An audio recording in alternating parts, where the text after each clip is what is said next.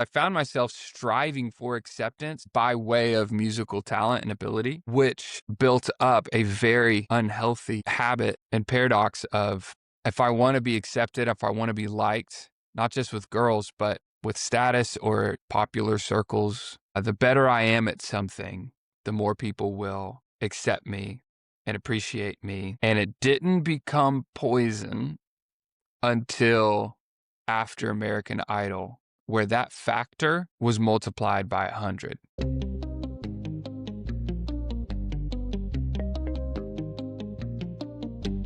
Some people chase fame, others chase purpose. My guest today has walked both paths.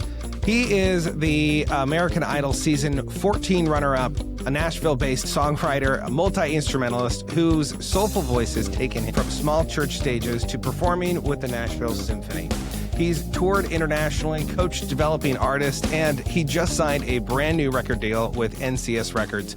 But what stands out most is his authenticity, humility, and his heart for what truly matters in life. Clark Beckham, welcome to More Than Before, brother. So good to have you on. Thanks so much. What a nice intro too. I hope to live up to what you just said, and I always try to. But great podcast, and I've been excited about this. Looking forward to it for a while. Yeah, it's interesting because I first came across your content, I think it was like a couple of years ago, and I just started listening to your takes on some of the classic worship songs that I grew up with, and I would just sit there so mad at you. I was like, where are you coming up with these different modulations and like different chords? And I just sit there and I'm like, man, this guy's so good. You hear people that are so good at their craft and you're like, man, I wish I could be that good. And you hate him for a moment and you're like, man, this person's just awesome. And you truly That's have funny. an ear for music. And I know we're going to get into this, but I am curious what you just just signed this new record deal. What has been different this time around going into this record deal versus working with Quincy Jones? Couple things there. I think that so with Quincy Jones, Quincy was such a artist first, art first kind of guy, and because of all of his success, he was able to take a chance on artists that maybe aren't blowing up or having a ton of commercial success, like, a pop star type of a person, but who he really believed in and loved their art. And that was something that he loved to do. And so I was one of those artists that he took a chance on, and that whole team, I would not be where I am today without them. And they were my management company. And I did notice though, every time I went to a label, before and after my term with Quincy Jones Productions, it was just shot down every time. And I heard this said like on American Idol when I was watching as a kid, and you hear all the time, but they say, if you can't handle rejection, then you're going to have a tough time in the music industry. And, buddy, that is no, no truer statement has been said. I mean, in the entertainment industry in general, cause I act as well, like it's 95% rejection. And then your career is based on the 5% of people that say yes. But with labels and most agencies that I would meet with, it was a no every time. And the difference with NCS is they're they're kind of this mix between they care about the art and they're really passionate about their mission and what they're doing. But at the same time, labels especially have to be good stewards of their money, like we all do, and they have to make investments that make sense. And the difference for me this time around is when I started doing the household name church worship songs in a way that I worship with them in my alone time with God, which Mhm. some could describe as like a soulful jazz take, for lack of better descriptive term, that started blowing up on Instagram. And then I made an acoustic EP of full length versions of some of those songs. Then I started going to labels instead of please believe in me and give me a bunch of money. I came to labels saying, hey, I was averaging 7,000 views per reel. And Mm. then I started doing this Christian soul worship stuff. And those are averaging 150,000 views a reel Mm. over 9 months. So not just a flash in the pan, but with a big sample size. So I made this acoustic EP. It's already done. You know, I paid for it. I'm gonna release it. Uh, but I wanted to see if you were interested in jumping on board because then we could probably put some more money into it and um, even plan another EP on the back end of that and market it and do our thing. But if not, that's okay. I'm going to release it anyway. I just wanted to see if you wanted to jump in before I go forward. That was a huge difference for them, but also for me. I wasn't going in desperate for acceptance of a gatekeeper to say like, "You may enter." You know, it was Yeah. just, "I'm doing this with or without you," just giving you the courtesy of, "You can jump in if you want, but if not, it doesn't I'm still gonna release it," and statistically speaking, I have faith that it's gonna do really well with or without you, but I would love for you to join. It comes from a place of confidence that you're walking in confident in your craft and what you're doing, and it's interesting because you're coming in from a position of I'm building this or I have built this and I want to give you an opportunity to join me in this success versus hey would you put your name and your clout behind me to make this bigger versus the hey I want to invite you a part to be a part of this, which I think is kind of fascinating with you because I think that you naturally do that. You naturally want to bring people around you and lift other people up. That's definitely the mentality to have, and a lot of times artists are be my savior. Come do this for me. Believe in me. I'm really talented and good. I promise. Come on, just someone believe in me. Instead of seeing it from their perspective and thinking, how can I convince them that I am their best shot to provide for their families and the job that they have? Mm. And that changes everything because there's such a romantic mentality of I'm going to be a big star and I just need someone to believe in me and give me $100,000 to make this project instead of thinking why would they give you $100,000? You have no following, you have no fan base. That and seeing like how dumb that would be for someone to give me $100,000 as a record label doesn't make sense to me business wise. I'm not, you have to have the perspective of them and know that they're doing a job and their job is to, especially at a big label where they have people over them, their job is to make as much money as possible for that label. And if they Mm. don't do a good job of that, they get fired and they have to find a new job to provide for their family. So you have to serve them, you know, and that mentality makes everything work. Yeah. Yeah. I'm curious, like, has there been any difference this time around, like psychologically signing with this record label? Yeah, it's kinda like when you're independent, you're just thinking like, "Man, if I could just have a label," which is basically equivalent to if I could just have financial backing for these dreams that I have, like, for these projects. Mm. I would love to do this, costs too much money, I gotta pay a mortgage, can't do it on my own, so I have to scrape by and just wait for a great gig to pay for a fraction of what I wish I could do. I want a label Mm. that says, okay, we got the publicist, we have the marketing team, we've got the money to make a full project where you don't have to cut corners. Like you can have catering for the band, like all those things. And you've got the machine in place. Like, oh, I just want that so bad.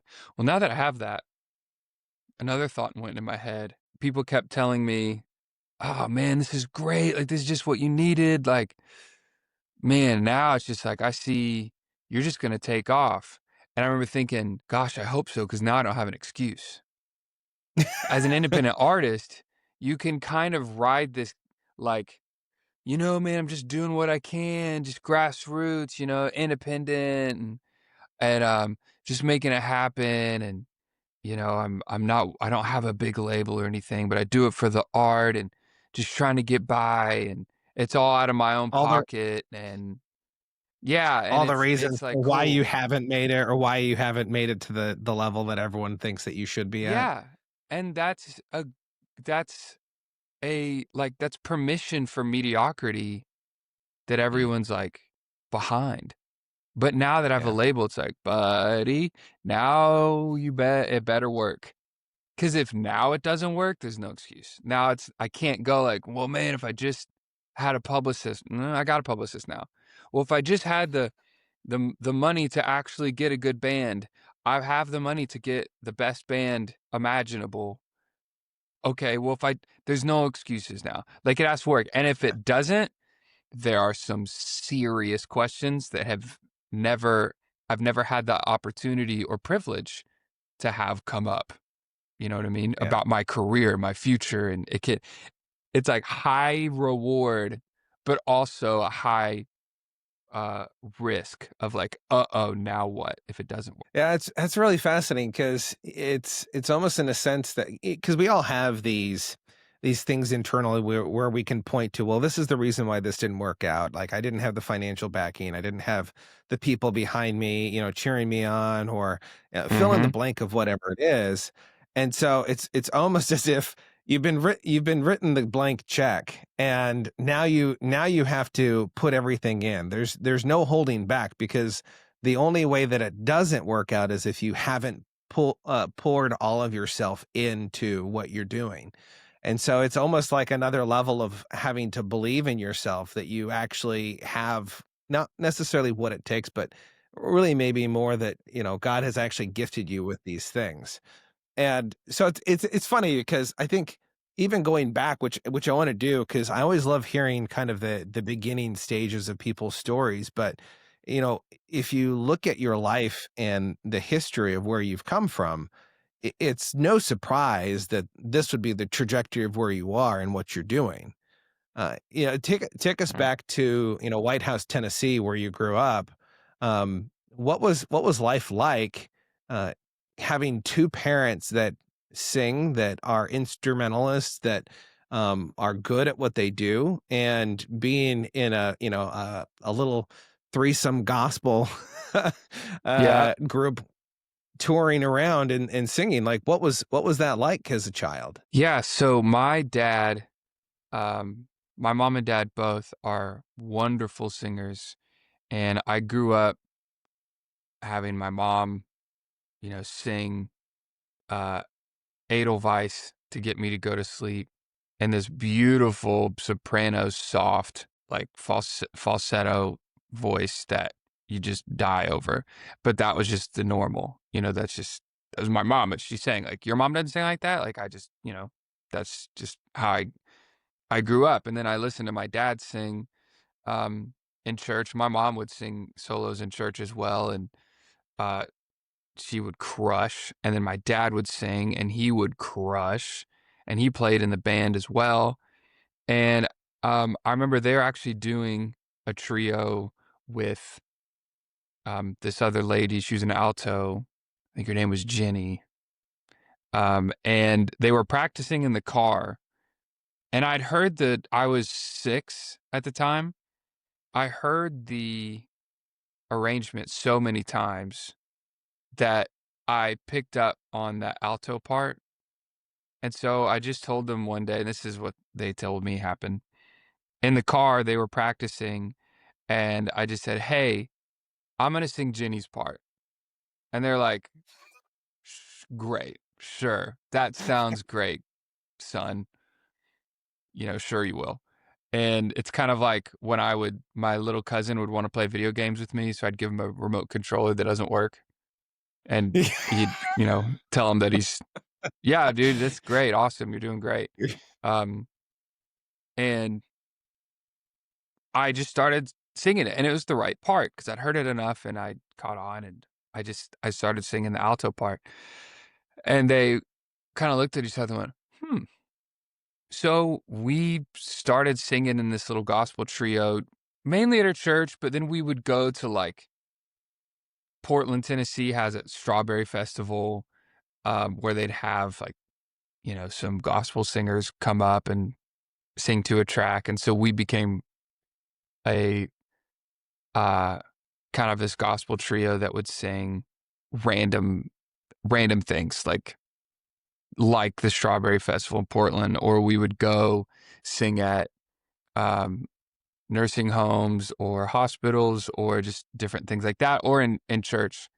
And so I Mm, that's really where I started singing. And you know what, to be honest, I didn't really like it. Um mm. I like singing in harmony, but boy, I hated practicing. I hated learning parts. My mom would have the sheet music and then she'd be teaching me and I was in misery. I hated it so much. Um and But, when we'd sing, it was fun, and then my mom and dad noticed that I wanted to start playing guitar, so they put me in lessons, and I hated it. I hated guitar lessons. I learned piano, in, like, 3rd grade or something, like, all of us had a keyboard class, it's kinda like our band, which is everybody played the keyboard, and you'll never guess, but I hated it. I just despised it. I cried before guitar lessons. I just hated it. I didn't wanna do it, and, the common denominator with all those things, even rehearsing with my mom and dad, was sheet music.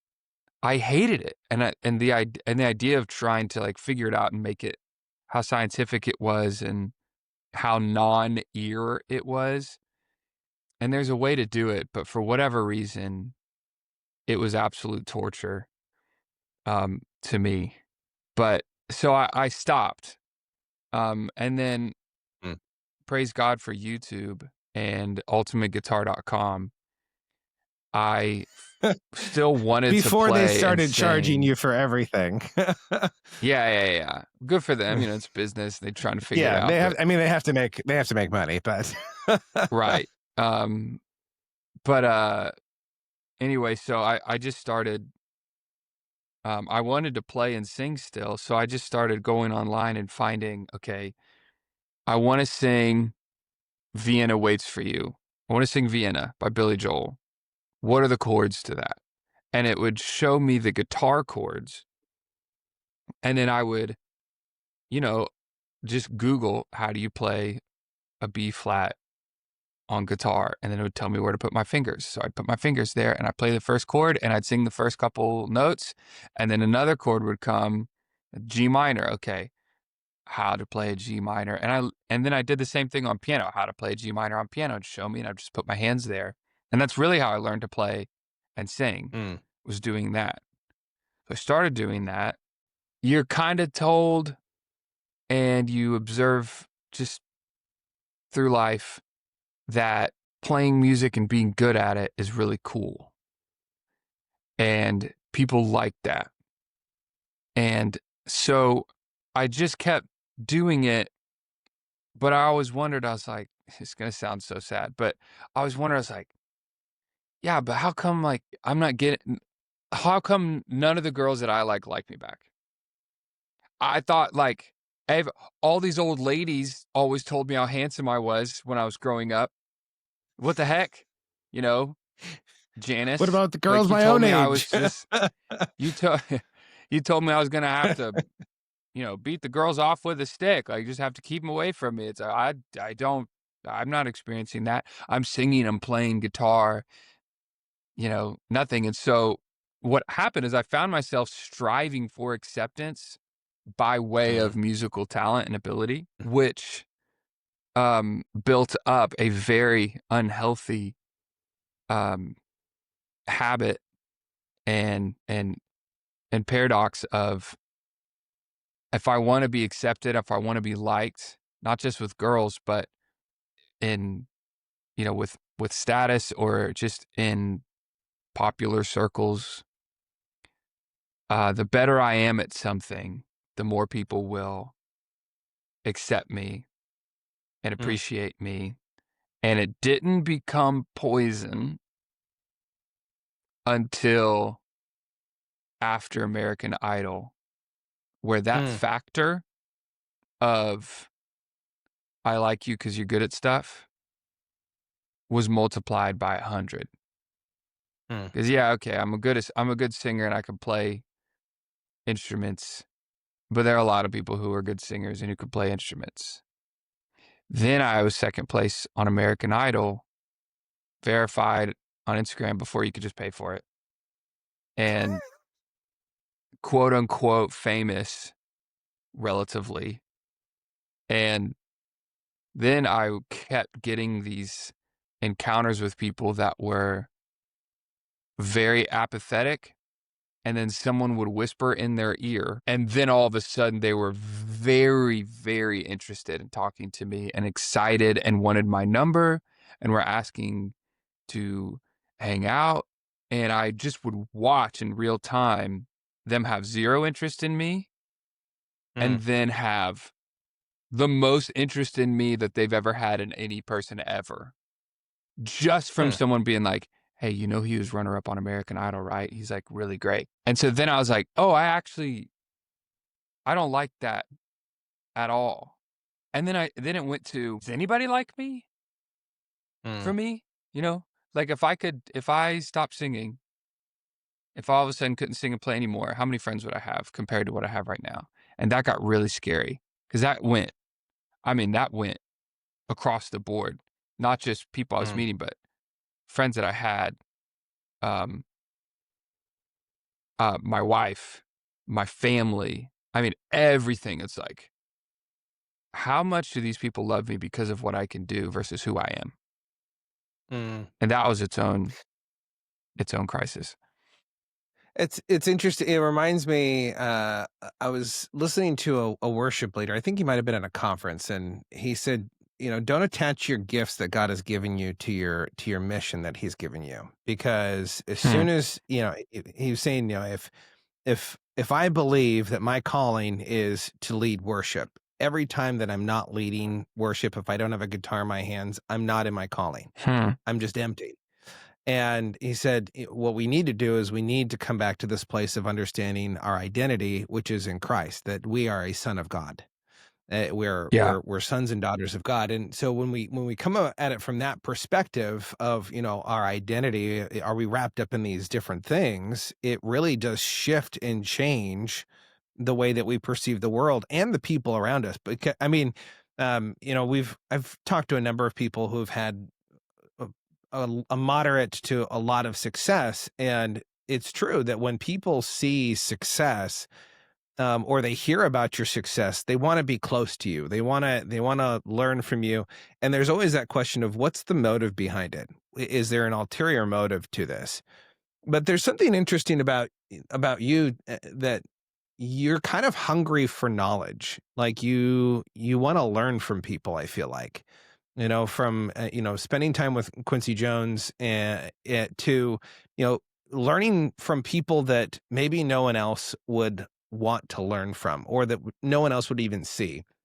Like, for example, there was a gentleman, whom you met early on when you were singing on the corners, and you thought you were going to be making a ton of money, and it didn't quite work out that way the first time. Yeah, I think you said that you had made like a buck 50 over two Yeah. hours, and Yeah. this homeless guy comes up to you and Yeah. says, "Hey, uh, don't sing those sissy songs. You got to sing it yes. differently." Yeah. That story reminds me so much of your willingness to learn just to become better. Why is Mm. that important an important quality to have, just in life to be curious and want to learn and to learn from other people? Yeah, so the name of that guy, Cowboy. uh, Cowboy, that's right. Yeah. Which it's like, that's not a real name, that's why you couldn't think of it, probably, but yeah, Cowboy. Um, uh, Honestly, it's a battle of pride that I face all the Mm, time, and I think it's Epictetus um, or, uh, Marcus Aurelius or one of the Stoic, like, philosophers, I think said, you know, you can every single man has wisdom for you. Like, every single man or woman, child, every living person, has wisdom that you don't have. And when we think we are above them or smarter than them, even if we are smarter than them, like, I hope I am smarter. I think I am smarter than a 10-year-old, an average 10-year-old. But if I neglect the idea that they could teach me anything, then I'm just gonna know what I know, and I'll never know what they know. Never know mm, those perspectives.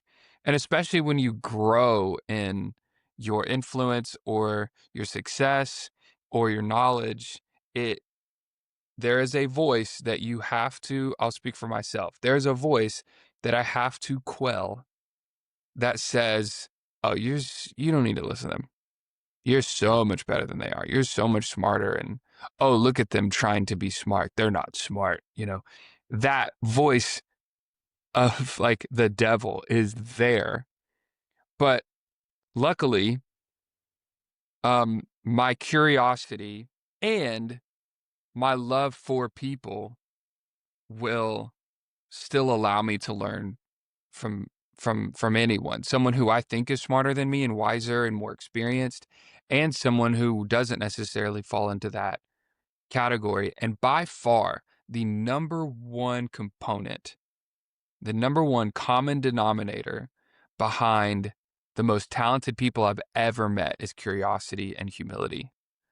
No question. There's nothing else that mm, that is as consistent, especially with musicians. Monster players are very humble and they're very curious.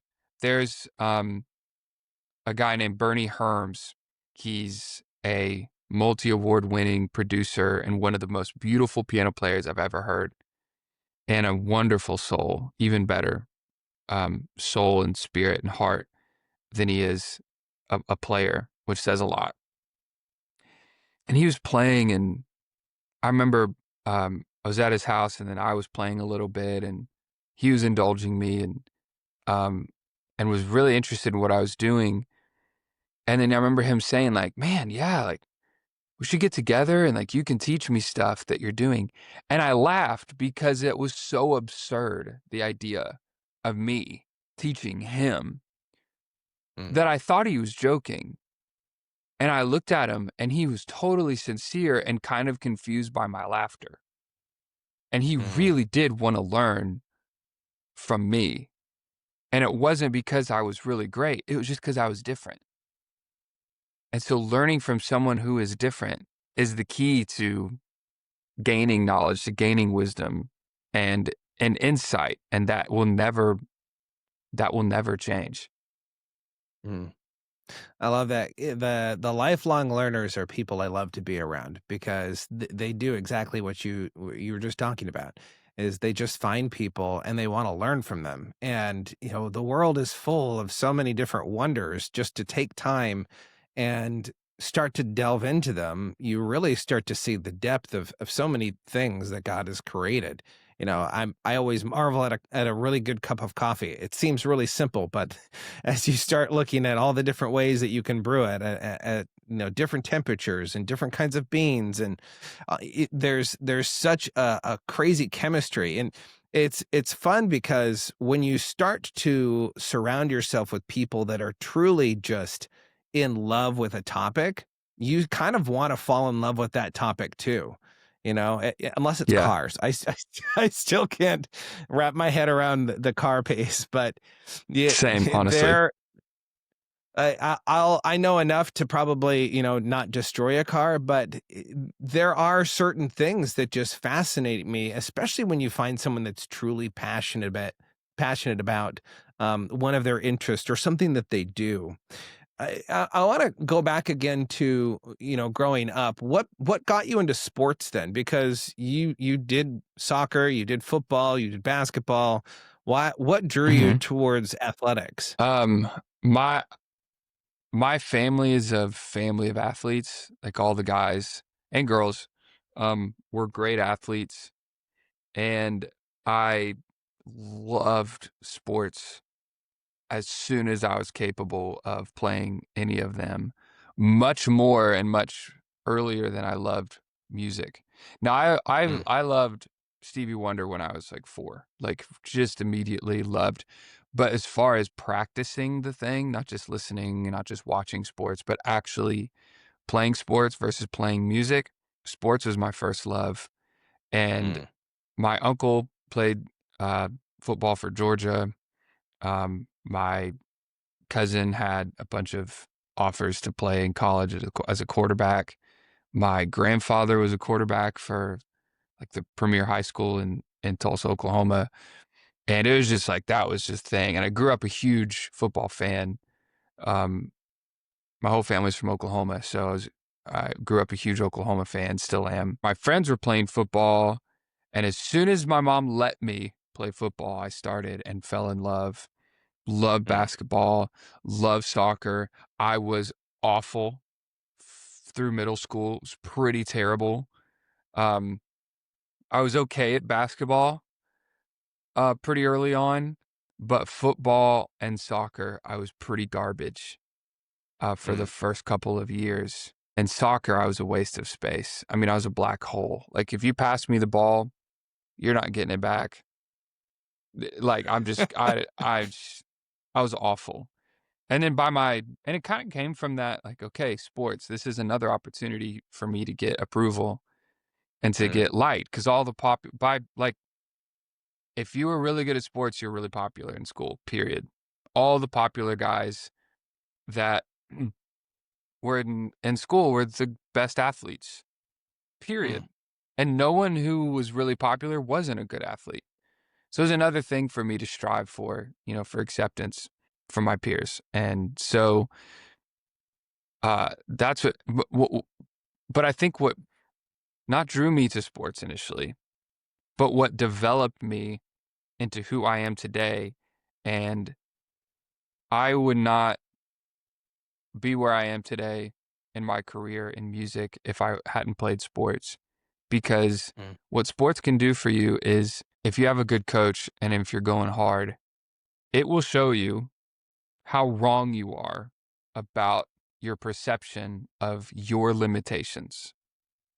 You think if I do one more I can't do another sprint. It's impossible. My legs are gone. I'm heaving. I can't breathe. There's no way I can do another sprint. And then they blow the whistle and everyone runs and it's like, what are you going to do? You have to. There's no option. You have to run. So you do. And then you go, whoa, I didn't think I could do another one, but I did. And then you think, well, now I'm toast. Now I can't do it anymore. And they blow the whistle again. And you have to, so you go, and it's 45 minutes later and you haven't stopped running. And then it's a lot of like, "Oh my gosh, I'm dead." But it's also, "Oh, I can do so much more than I thought I could." And for me, because I was so bad in the beginning, my skill was so bad, the only mm, way I was getting on the floor or the field was if I was a really good student and if I listened to everything the coach said and was in the right position and did everything right. And that's what I did. So now when I have something to do, I think back to that looks really hard. and is really hard because often the right thing to do is the hard thing to do. I think back to all the times that I developed that muscle of, okay, you want to start as a freshman, and you don't want to be a lineman anymore, like you want the ball in your hands. You're probably going to have to run like a 4.6 or 4.7 40, which means you're going to have to get way faster than you are. So what do you want to do? Do you want to just hope that happens while you sit on the couch all summer like Mm, everybody else? Or do you want to do something about it? And so the summer between my 8th grade to freshman year, or maybe it was freshman to sophomore, one of those summers, I went to the football field 5 days a week for 3 months with my uncle, and we practiced plyometrics and isometrics and speed drills, and we ran, and I barely touched the ball. We mm, just ran and focused on form. And then I came back that season, and we also practiced route running and the deception of a good route and all those things that no one else knew on my team. And then when I came back, I didn't tell anybody that I'd done all that. I was just doing that. And so then it was time. First day of practice, I was in better shape than the end of the previous season. I was in the best shape of my life first day. Usually the first day of practice is where everybody throws up because they've been eating junk food and hanging out and they're out of shape. I was in great shape, and we were just doing these like little 10-yard sprints like as a warm up to start the practice. And the quarterback, who was not really fast, but I was one of the slowest people on the team. I was the slowest person on our entire team. And then I was beating our quarterback in these little 10-yard sprints, and everyone was laughing like, "Brad, oh my gosh, you're getting beat by Clark." And it was not hidden. It was very out loud, laughing verbatim. "Brad, oh my gosh, Clark just beat you." And everyone was laughing because that was who I was. I was the slow guy. And then mm. next time around, he was like, "Oh," and then he went as hard as he could, and I still beat him. And everyone was like cackling, holding their stomachs bent over, like, "Oh my gosh, Brad, what's wrong with you? You're getting beat by Clark." And then we had a drill where we were doing like a 40-yard dash, and we were just, someone would kick the ball off and we would run, and the first person to the ball, wins. And I got the ball every single time. I outrun the entire team, and I became from slowest to probably the second fastest guy on the team. Mm. And I knew what it took to get there. And so even today, when I think of, I have this idea of a tour where I make it like the best VIP experience you've ever seen, you've ever witnessed, but that's everyone, and I cap it off at 30 people only. And I get everyone's names, I get pictures of them, I'd memorize everyone's names, and I greet them by name the first time that I see them. And the first 30 minutes or so of the concert is me just talking to people and hanging out and connecting Mm. with them. And then I do the show. And then afterwards, I tell everyone goodbye. And there's almost as much hangout talk time as there is music. And I want to travel uh, the country and eventually the world doing that. I know what it takes to make that happen. And the massive hill mountain that I have to climb to do that does not scare me. And that started in sports when I knew, okay, Mm. this is what it takes. And I've succeeded there. I have no problem. I'm not afraid of hard work. And I hold that to this day. There's really just hearing you talk about it, there's like this, and I know this with people that really focus and have huge goals, and there's like a switch that just kind of it flips where you finally just make the decision, I'm just gonna do it. It's working hard.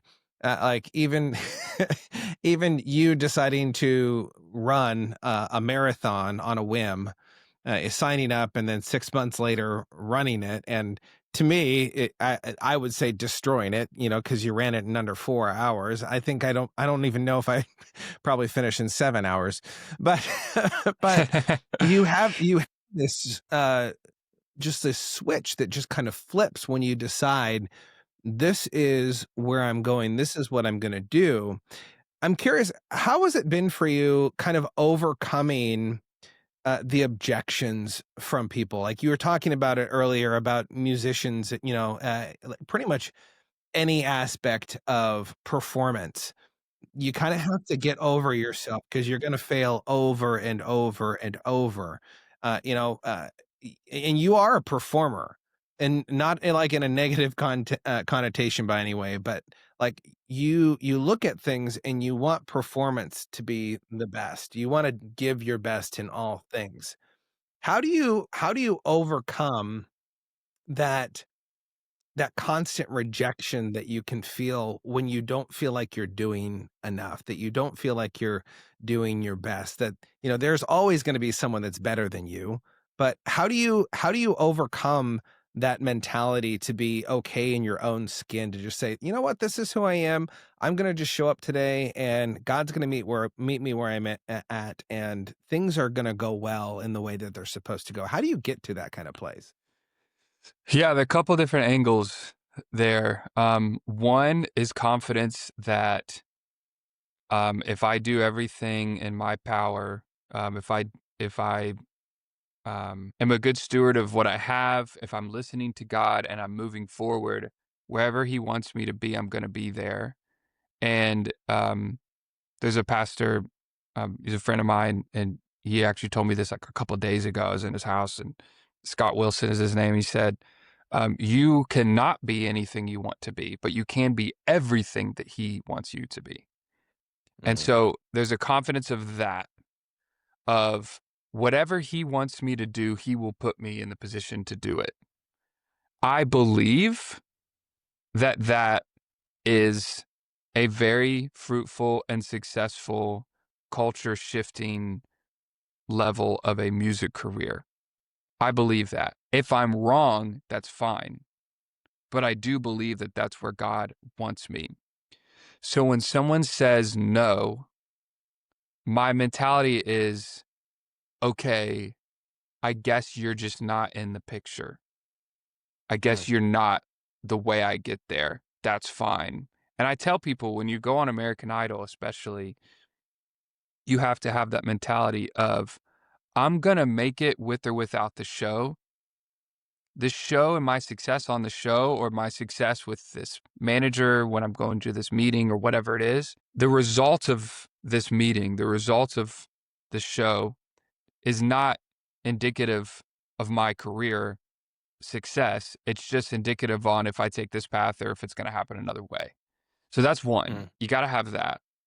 But there's also, I depends on, you know, when you ask me, I will say different answer, but I'm always going back and forth and wondering, for me personally, what's more motivating, belief from outsiders or doubt from outsiders?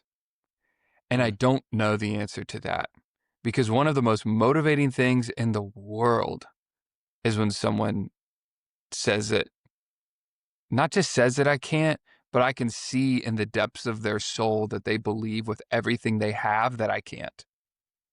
That lights an explosive, like that ignites a bomb, a fiery furnace in me. I remember I was running a ultra marathon. This one was 50 miles, and I was looking at the time and I did the math wrong. And I was doing the miles and what I'd done already, and then I looked at the cutoff time and I was thinking, "Oh no, I might not make it. Like I might not finish." And I got so scared, and I was sending voice messages to my wife throughout the race. We were dating or engaged at the time, we weren't married yet. And I was just talking to her, and I told her that I was like, I gotta pick it up and I gotta sustain it.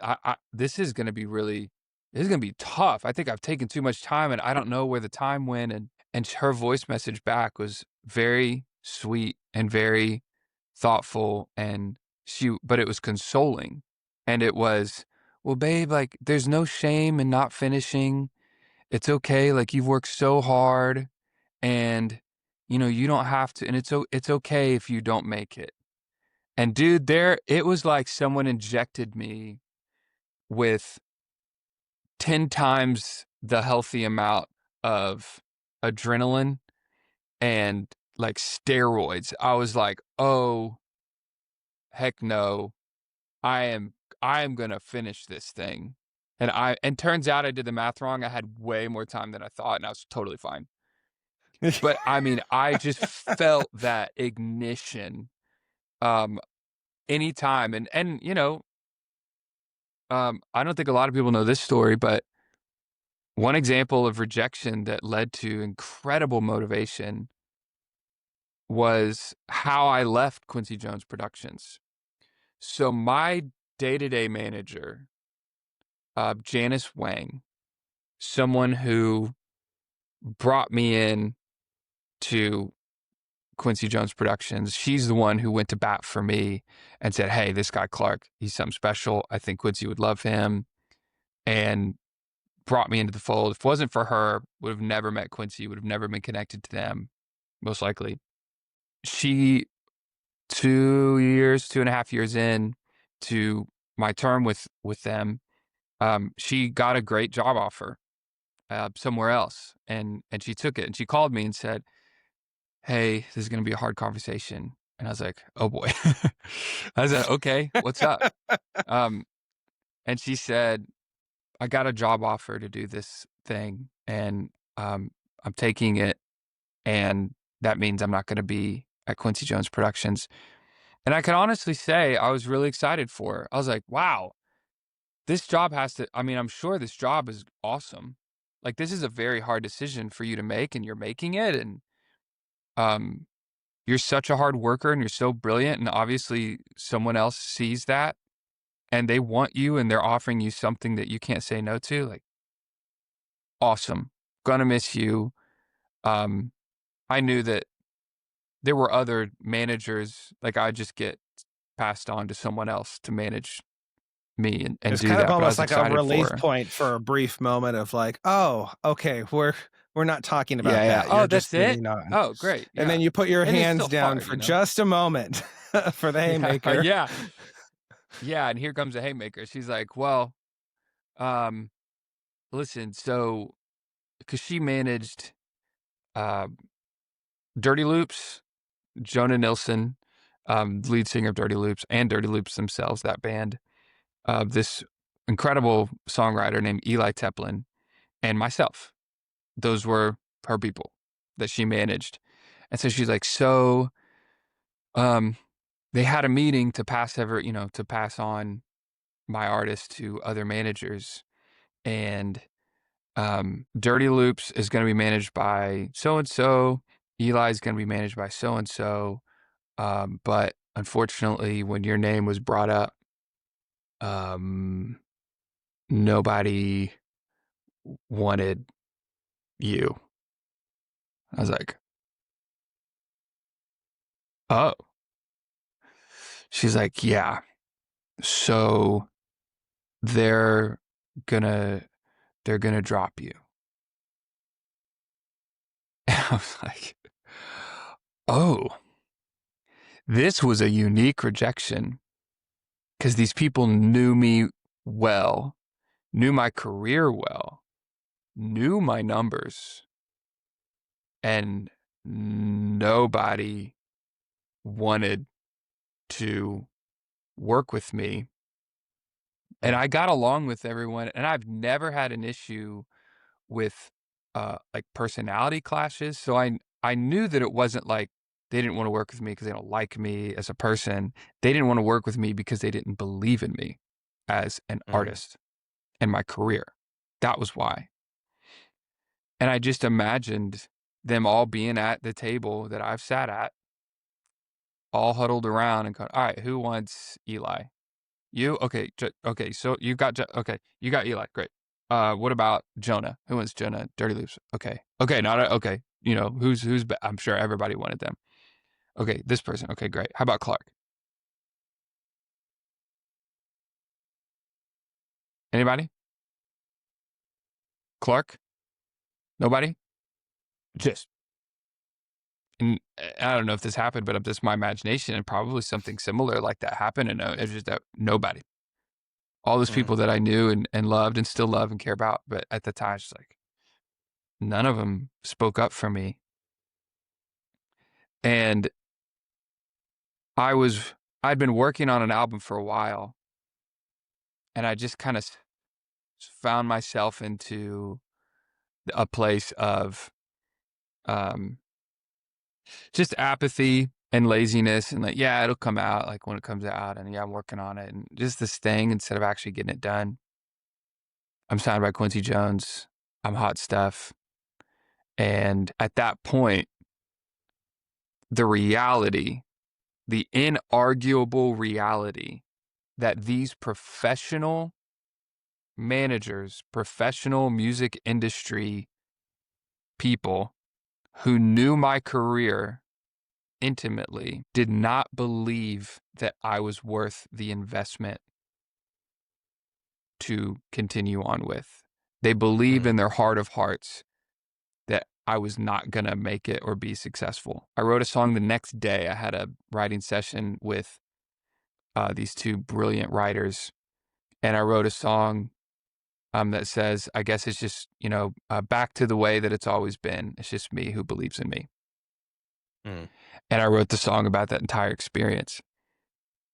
And man, I got that album done so fast. I got it to mix, I got it to master. All of a sudden, I was able to raise the money I needed to get it mixed and mastered well. I was writing the rest of the songs, I was finishing them, I was working on, and all of a sudden, it's like I had all this motivation to be a workhorse and release the album and then go on a tour where I'm driving myself. I'm going to venues that will have 300 people one night and 7 the next and not understanding or not, but just like going for it, making awesome money at one venue. And then the other venue, I go to the guy, I'm like, hey, we're good to settle up. And he goes, sorry, you didn't make any money.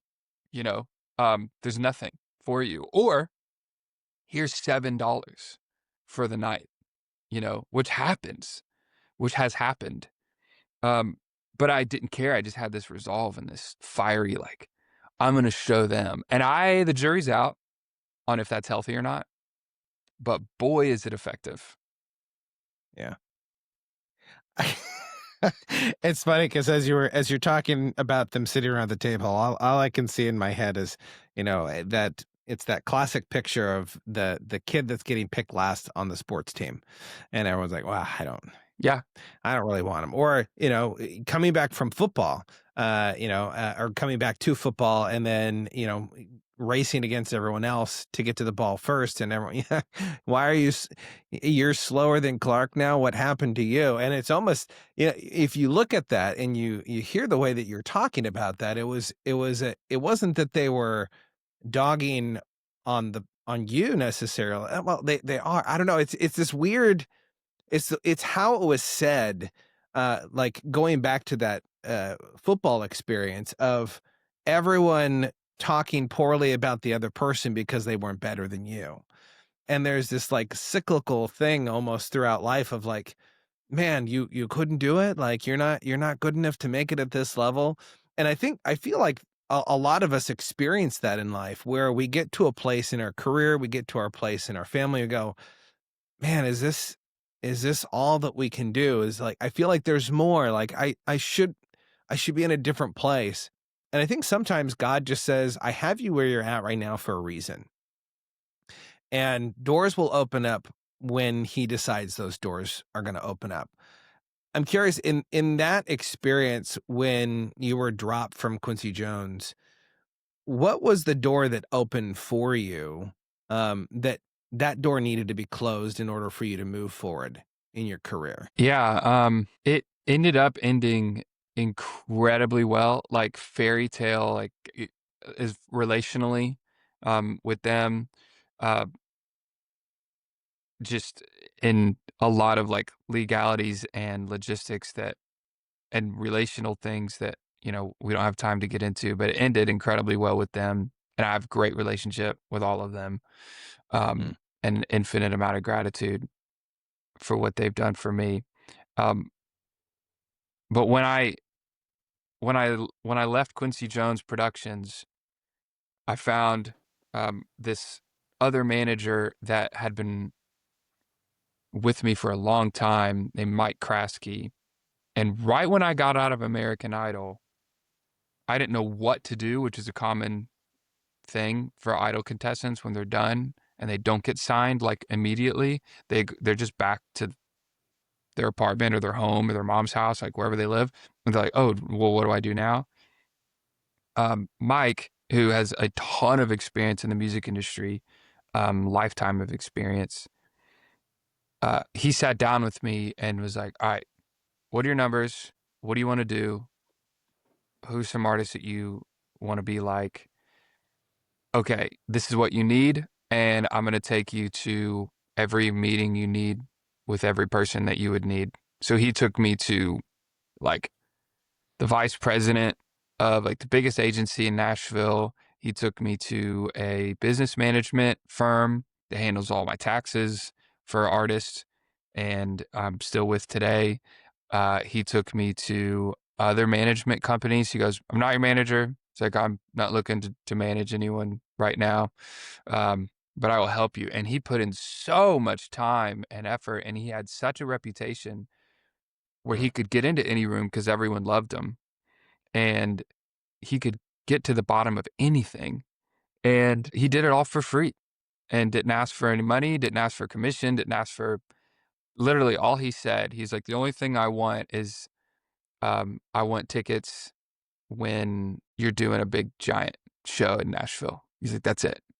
And which is kind of like, it's really just a big old compliment, of just like, mm, you're going to be a big star. And when you do a big sold out show, I just want to be there, you know? And off I went, independent artist, da da da, Quincy Jones.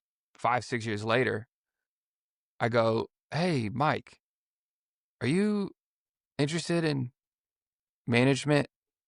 And he's like, I would love to manage you. And so after all that time, I got back with Mike. He's my manager now, and he's been invaluable. And what's great about Mike is he's in Nashville. He knows everyone, and everyone loves him. And he's a very hard worker. He's done every job in the industry. So he knows when someone who's working for me is doing a good job and when they're not. And he knows the language and knows how to talk to them. And um, I would have never gotten to that place with Mike, mm. if I was still signed with Quincy. And I think there are a lot of doors that open that I don't even quantify. Um, I don't even necessarily know to point to, but surely doors have opened that have led to success since then. And because of that door closing, many others have opened. I love that. It's so interesting to me. There's so many different facets of your life. From music to sports to even preaching some sermons, which has been kind of cool to see. And I know that that's something that you've also wanted to ramp up. There's a lot of areas I think that there's great opportunity. I do want to ask you a question focused around your relationship with your wife, because starting all the way from Champy's Fried Chicken in Chattanooga, Tennessee, all the way to now 5 years. Actually, it's 10 years. 10 years now since you guys Yeah. Yeah. first met. I'm curious, what has your relationship with your wife, what has that shown you about who you are as a person? How has that changed the way that you view yourself and how you show up today? This one could get emotional for sure, which I have no reservations about. Um, I think with my wife, uh, really the the thing that I've learned about myself was my parents split up when I was 18, and I remember when that happened, I was just thinking, I gotta do whatever I gotta do to make sure that doesn't happen to me, divorce. It's just so awful. And my parents were the best case scenario. Like, they were very respectful of each other. Neither of them have ever talked negative about the other. They're cordial. They ask, like, when I'm with my dad, he's like, "How's your mom? Is everything good?" "Great, I'm so glad." Vice versa with my mom about I mean, so I you couldn't have had a better, situation there, if divorce was the thing that happened. But even still, I was so scared that it wasn't gonna work out, and I was so scared that I wasn't gonna be a good husband, and that I was gonna really try, and I was gonna fail, and there was gonna be strife, and, the next step with strife, if there's a lot of it, is divorce, and I had such pressure on myself. And I think the thing I've learned about myself is if you really wanna be good at something, which we've talked about sports, talked about 40-yard dash times, we've talked about music, we've talked about tour concepts, we've talked about making an album.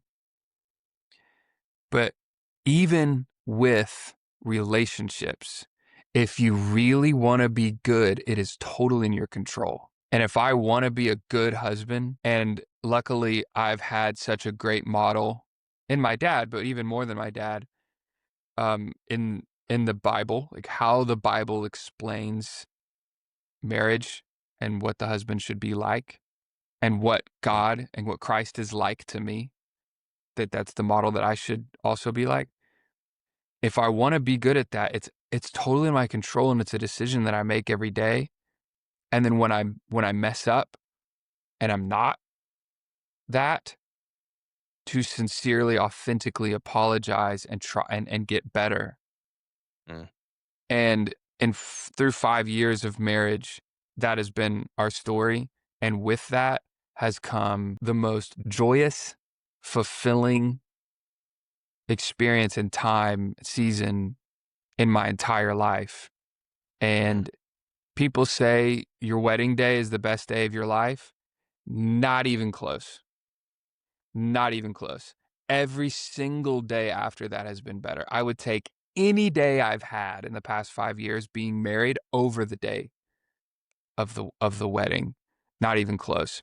And I remember we were told, like, you're told for some reason when you're getting close to the wedding, when you're engaged, you're told how hard marriage is gonna be. And yeah, it's hard also to run 90 yards for a touchdown. But does anybody go to, like, Jonathan Taylor, who just ran like an 80-yard touchdown against the Titans? I'm okay, but anyway, like, did anyone go to him? Did anyone go to him after that run and be like, "Oh man, that looked really hard. How was it?" And he's like, "It's really hard. I had to run really hard, and those guys were really trying to get me, and I had to run around them, and I trained so hard. I mean, it's worth it. Like, the touchdown's worth it, but gosh, it's hard." Like, no. Obviously, it's gonna be hard, but that is not the emphasis on marriage. The emphasis on marriage is the touchdown. It's the success. It's the joy, and it's the fulfillment that comes from being with someone that is locked in with you forever no matter what. Someone mm. that is your best friend, as corny as that sounds, and I always rolled my eyes at that before I was married when people would say that, but it's the truth. When we got married, everyone told us, like, "Get ready. It's all butterflies right now, but just wait, you know, till you move So in together." encouraging. So encouraging, right? And that was pre that was the predominant narrative. And then we moved in together, and I was like, "This is pretty great. Things are pretty good, but it's only the first month, you know? It's only the first month. Yeah. I'm sure it's gonna get terrible soon." That's what everybody says anyway. It's gonna get really hard. 6 months in, we're like, "Hmm, this is pretty great." 1 year in, first year anniversary, we're like, "This was awesome. I loved all of this." And what people were saying was like, "Oh, you like it now, but wait till blah, blah, blah." And we finished the first year, and we're like, "This was amazing. I thought the first year was supposed to be the hardest year, and 5 years later, when I look back, yeah, I guess first year was the worst year because every year, as good as the first year was, every year after that has somehow gotten even better. And when I hear Mm. from people who I love and respect and have a strong relationship with God and love and love their spouse and are selfless with them, they say it keeps getting better. Every single Mm. year keeps getting better. And that's exactly what I've experienced. I love that. It's so good. And it's so good to hear because I think you're right. A lot of people do focus on the negatives of marriage. And there's so many wonderful benefits to marriage. There's something about being able to wake up next to an amazing person who hopefully sees the best in you and encourages you on your lowest days and vice versa. And on top of that, like there is just something about knowing that there is someone in your corner that's there that has been with you for a long time to see the ups and the downs and to encourage you. I've really enjoyed our conversation. There's so much wisdom behind everything that you've said. I do have one more question for you, but before I ask it, for all of you guys listening, take a moment, go follow Clark's Instagram. He has some incredible covers and runs that will blow your mind. I still listen to some of them on repeat. I'm just like, how? Like I said earlier, just just literally just like makes me shake my head of like, this guy's too good. No. But he also has some incredible stuff that's coming down the pipeline. He's got a new single that's going to be coming out very shortly. In fact, I think when this episode airs, it'll actually probably be out. So keep your eyes open for that because it's going to be fantastic. Clark, when you look back on your life, you've had some incredible success, some incredible significance throughout your life. I know that a lot of people that listen to the show, they're trying to figure out identity of who they are. And they're trying to figure out, what do I do when I feel lost? When I don't feel like things are quite working out the way that I feel like they should. Like I should be further along than I am, or, fill in the blank of whatever that limiting thought is that comes up. What would you say to someone who's wrestling with that to encourage them to really just lean into their true identity? What would you say to them? I'd say you got to have two things in line. One, you got to make sure that your goal is God's goal. And we always have to be open to being wrong on that. Like I said Mm, earlier, I believe with all my heart that God's purpose for me is to have a very impactful, fruitful, culture shifting music career. I believe that with all my heart. But I have to be open to the possibility that I'm way wrong about that. That's not what he has for me at all. So first being open, every time that I'm at church and I'm leading worship, I've got a mic in my hand. Anytime that I feel led to kneel and to bow, like get on my knees, I make a habit of, if it's appropriate in the song, to turn off my mic and set it out in front of me like I'm laying that on the altar too. And to always make sure that I'm able to lay that down and say, God, if you want to take this, you can take it, and to mhm, mean it. So that's first. If we have this goal that we're like, God, why am I not there? I want to be there. I want to do more. You have to be okay with not reaching that at all if that's God's plan for you, because we have to believe Him, not just believe in Him, but believe Him when He says that He has life, that the easy translation says that is full and good. That is mm, what He has for us, life to the fullest. That's what He has. And if we believe Him, we believe that that's true, then we have the freedom to just dive into whatever he has for us and to be totally comfortable with that and totally confident that's the best thing for us. Second, we have to believe that whatever that goal looks like, whether that's huge commercial success or fill in the blank, that he orders the steps of a righteous man or mm. woman. And it all comes down to making sure your goal is God's goal being open to the fact that maybe your goal is not God's goal, and then being patient and knowing that He is your provider, not your employer is not your provider. A talent buyer is not your provider. Spotify is for sure not your provider. It's like no one's provider. And just be patient and be open to see what God is trying to teach you right now. Because it's real corny to say, but it's absolutely the truth that God is trying to teach you something in every season, even when it feels like there's no fruit. Don't miss out on the fruit that He's trying to get you to receive in the hard Mm. times as well as the big times. Because Paul says, I'll say this, and I'll be done. We all like to quote the scripture that says, Philippians 4:13, I can do all things through Christ who strengthens me. The context there is he's talking about, I know I can be, I've been rich and I've been really poor and I've been content in both of those things because I can do all things through Christ who strengthens me. But for some reason, we always talk about the poor. I can be content in when I'm poor or when things are down, when things are not going well. And that is absolutely true. And that's part of it. But also, don't take your hands off the wheel when things get great. Because he also said, I also know how to be content with wealth. I also know how to be rich. I know how to be content and fulfilled when things are going great. So whether Mm. things are going great, whether things are going really bad, you have to stay focused and think, God, what do you want from me right now? And what are you teaching me right now?